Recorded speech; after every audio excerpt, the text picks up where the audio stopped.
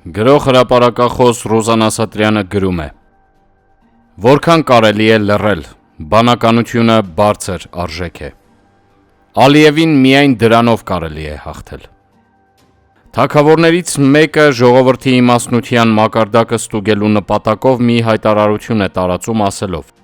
Ով մի այնպիսի սուտ ասի, որ չկարողանամ առարկել, մի կոտ ոսկի եմ նվիրելու։ Երկրում էլ մարդ չի մնում, բոլորը գալիս են մի կոտ ոսկու ետևից և պարտվելով դատարկ հեռանում են։ Լուրը հասնում է մի հովվի, ով մարդկանց հետ քիչ էր շփվում, ինքն էր ու իր ոչխարները։ Իսկական հոտի հովիվ, ոչ թե։ Մի խոսքով գալիս է թագավորի մոտ և առանց երկմտելու ասում. Թագավորն ապրած կենա, դու ինձ մի կոտ ոսկի ես պարտք, ինչու չես տալիս։ Սուտ ես ասում, տեղից վեր է թռչում թագավորը։ Դե որ սուտ եմ ասում, ոսկին տուր։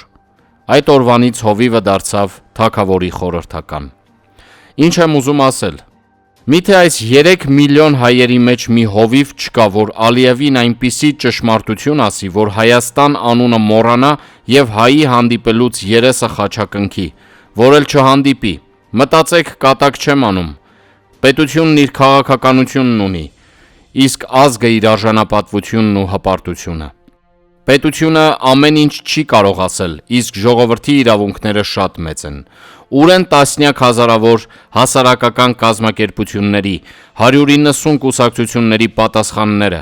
ուր են բուհերի պատմության ֆակուլտետների արձագանքները, ուր է ակադեմիայի գիտաժողովն ու մտավորականության արձագանքները ընդդեմ Ալիևի, Հայաստանը իր պատմական հայրենիք և հայերիս եկվորներ, Սևանն ու Վարդենիսները իրենց անգրագետ ցեղի անուններով կոչելու, հայկական ատելությունը իր երերացող գահը պահելու միջոց դարձնելու նրա ամենաթողության մատնված քայլերը։ Ում ենք սպասում, դա մեզ է վերաբերվում և մենք պետք է պահպանենք մեր պատմությունը, ազգը, լեզուն, պետությունը, հայրենիքը։ Ինքնապաշտպանության տղերքը գնացին, բայց նրանք կենդանի են այսօրվա ապրողների սրտերում, այն սրտերում, որոնք ամեն լուսաբաց աղոթում են իրենց երկրի խաղաղության համար։ Ողջ եղեք։ Պատասխանեք, խնդրեմ Ալիևին։ Եթե նրա ասելով Հայաստանն իր պատմական հայրենիքն է, իսկ ուր է պատմական Հայաստանը, որքան կարելի է լռել։ Ալիևի շատ հեռուն գնացող հայտարարություններին անհրաժեշտաբար պետք է լրջորեն արձագանքեն նաև հայ պատմաբաններն ու հայագետները։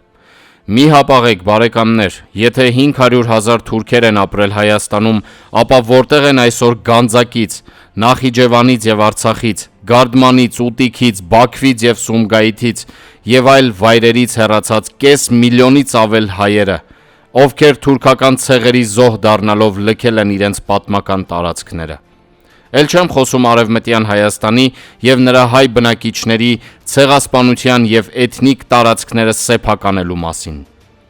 Սելը գոռալու տեղ սելվորն է գոռում, վայ իմ տառապած ազգին։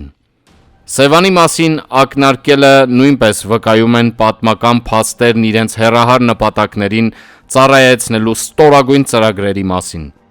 Երկիրը հզորացնենք, որ դա իր ձայնը կտրի, նա խաղաղության պայմանագիր կնքող չէ, կամ տառապում է պատմական ամնեզիայով, կամ հղփացել է 5 պետությունների և կաշառված գերտերությունների լռությամբ և օգնությամբ վերցրած Արցախից, կամ գաղտնի պայմանավորվածություն ունի, Հայաստանը ապաբնակեցնելու, որին անտեղյակ ենք միամիտ հայերս։ Հայեր, լրջորեն մտածեք, քանի ամբողջովին չենք կորցրել և կգտնենք Ալիևի Աքիլեսյան գարշապարը։